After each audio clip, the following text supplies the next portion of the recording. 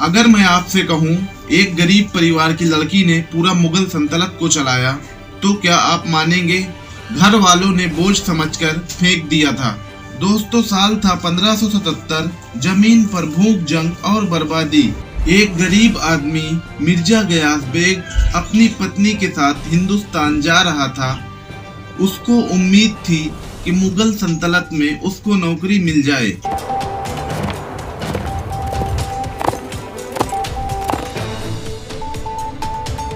सफर लंबा था, रातें ठंडी, दिन जलते हुए। इसी सफर में एक लड़की ने जन्म लिया।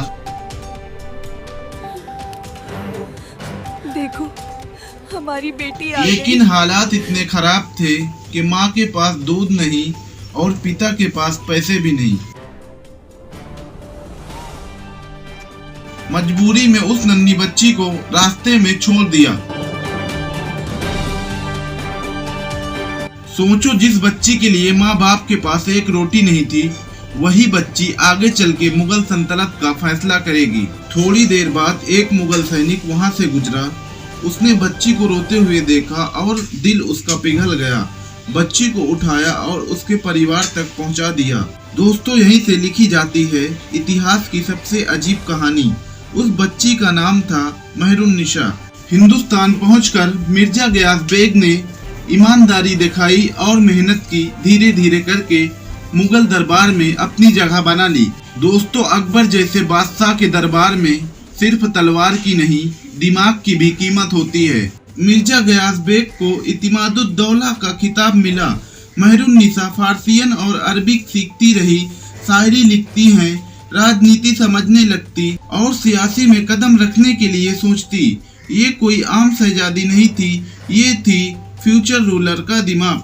दोस्तों, जवानी आते ही मेहरुन्निसा की शादी हुई शेर अफगान खान से। शेर अफगान बहादुर योद्धा, गुस्से वाला, दरबार की सियासत से दूर रहने वाला। उनकी एक बेटी हुई, लेकिन मुगल दरबार शांत रहने वालों को जीने नहीं देता। शेर अफगान की मौत हो गई। कुछ इतिहासकार इसे मानते हैं राजनीतिक साजिश थी। मेहरुन्निसा जवानी में विधवा हो गई और एक छोटी बच्ची के साथ अकेले रहने लगी। उसे आगरा की महल में कैद जैसे जिंदगी जीनी पड़ी। यहीं पर उसने सीखा, औरत की सबसे बड़ी ताकत आंसू नहीं, दिमाग होता है। जहांगीर शराब और शिकार का बहुत बड़ा शौकीन था। एक दिन उसकी नजर मेहरुन्निसा पर पड़ती है। 1611 में जहांगीर ने मेहरुन्निसा से शादी की और नाम दिया नूरजहां, मतलब दुनिया की रोशनी। जहांगीर बीमार रहने लगा, नशे में डूबा रहता और नूरजहां दरबार संभालती। सैनिकों की पोस्टिंग, राजाओं के फैसले, इतिहास गवाह है।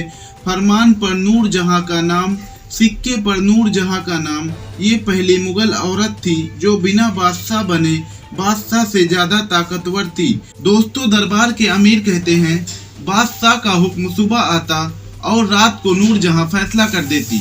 नूरजहां इतर परफ्यूम की खोज करती, कपड़ों का फैशन बदलती।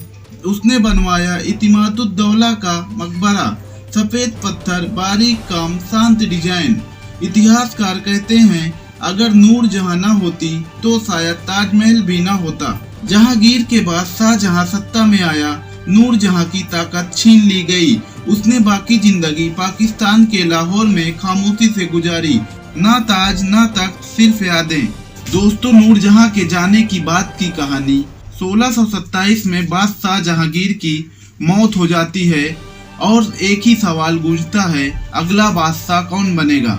नूरजहां चाहती थी उसका दामाद बादशाह बने, लेकिन मुगल सियासत में रिश्ते नहीं, तलवारें फैसला करती थी। दूसरी तरफ था शाहजहां, जहांगीर का बेटा। खून बहा, साजिश हुई और आखिरी में शाहजहां तख्त पर बैठ गया। नूरजहां तख्त से दूर, सियासत से बाहर और जिंदा पर हार चुकी। यहीं से नूरजहां का अध्याय बंद होता है।